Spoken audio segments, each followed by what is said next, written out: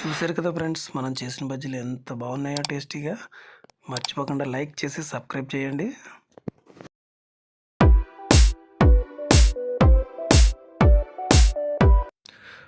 చూసారు కదా మనం చేసిన మిర్చి ఇంకా అరటికాయ బజ్జీలు ఉన్నాయి. ఇవంటే ఇష్టపడిన వారు ఎవ్వరూ ఉండరు. అందుకేనేమో నాకు మొదటి ట్రైలు బజ్జీలతోనే చేయాలనిపించిందండి. తప్పకుండా మన ఛానల్ చూసి సబ్స్క్రైబ్ చేసి లైక్ కొట్టండి, మర్చిపోవద్దు. స్టవ్ వెలిగించి ముందుగా దాని మీద ఒక ప్యాన్ పెట్టి ప్యాన్లో సరిపడగా ఆయిల్ వేసుకుంటాం.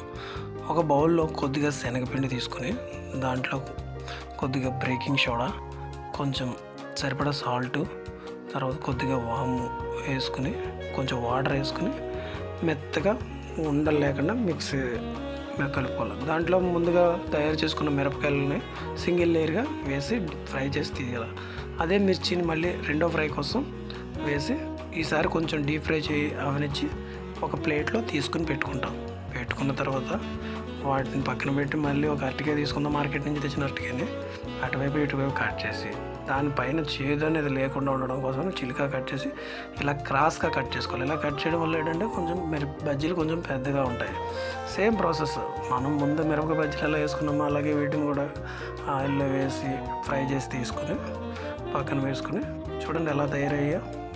కలర్ బాగున్నాయి కదా. కలర్ ఒకటే కదండి, టేస్ట్ కూడా అలాగే ఉంటుంది.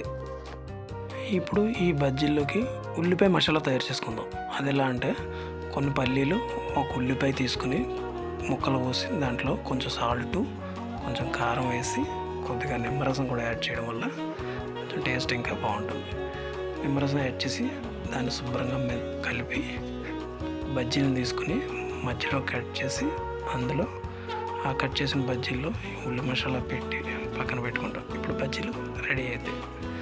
తర్వాత అరటికాయ బజ్జీలను కూడా సేమ్ అలానే తీసుకుని మధ్యలో కట్ చేసి మనం ముందుగా ప్రిపేర్ చేసుకున్న ఉల్లి మసాలాని దీంట్లో వేసి పెట్టుకుంటాం. ఇప్పుడు అరటికాయ బజ్జీలు రెడీ.